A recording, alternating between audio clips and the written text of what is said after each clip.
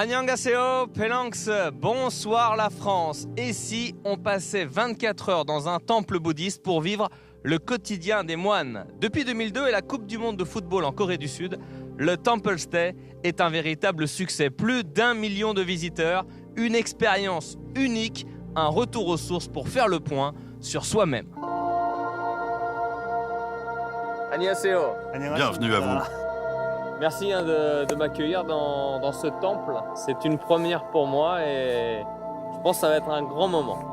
와주셔서 감사합니다. Voici votre tenue 감사합니다. pour votre séjour ici. 준비한 옷입니다.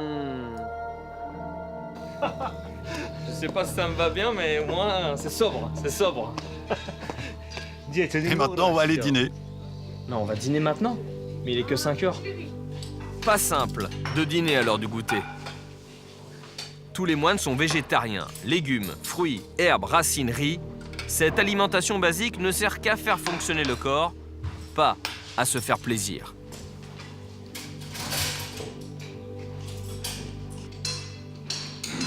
Se nourrir de son silence. À table, pas un mot.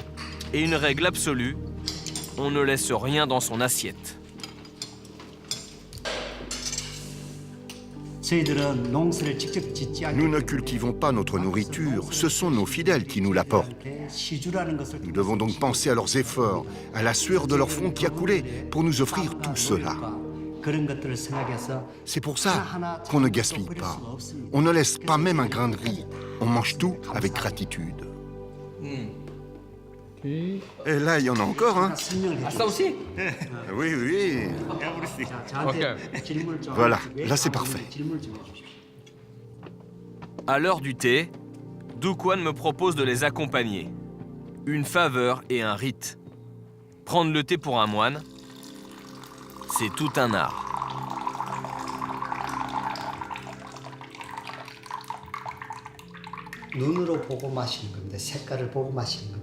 Comme on dit, on boit d'abord le thé avec les yeux, puis on boit avec le nez, et enfin avec la bouche. On se concentre sur la saveur du thé. Parler est inutile. Il est 19h. Comme chaque soir, on fait sonner la cloche. Elle représente l'humanité. On la fait sonner pour rendre hommage à tous les êtres de l'univers, les vivants comme les morts. On me confie la tâche du tempo du gong.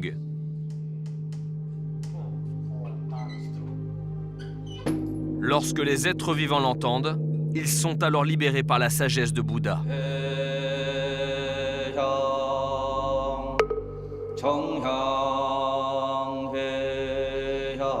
En partageant le quotidien des moines, on apprend à devenir humble. On déconnecte d'un environnement stressant, resté à la porte du temple. Pour nous, le sens de cette cérémonie, c'est de faire le serment devant notre Bouddha. C'est de suivre ses préceptes. Nous nous dévouons à lui entièrement, avec notre corps, notre cœur et notre esprit.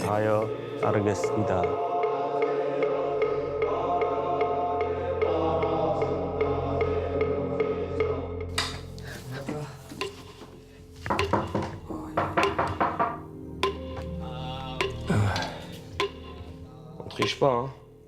3h50. C'est l'appel du Moktak, la cérémonie du lever. C'est l'heure de rejoindre le temple pour assister à la cérémonie du matin.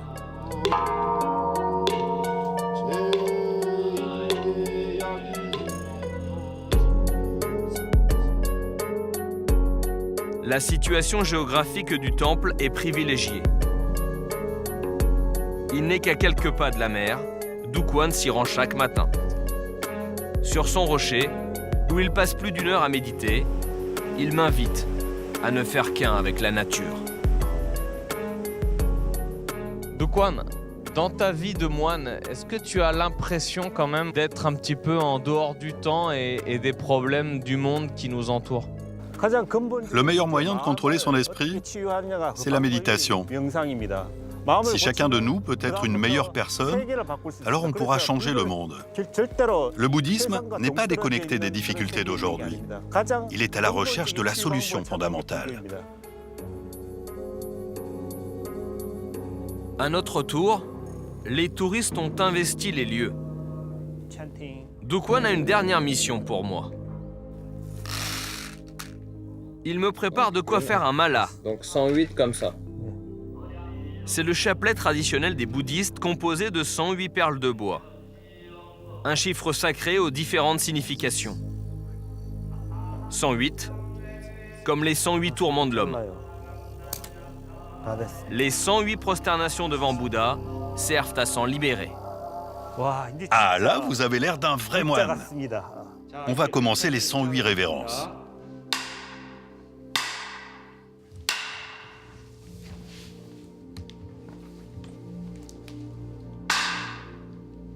On n'allait pas se défiler. On a fait les 108.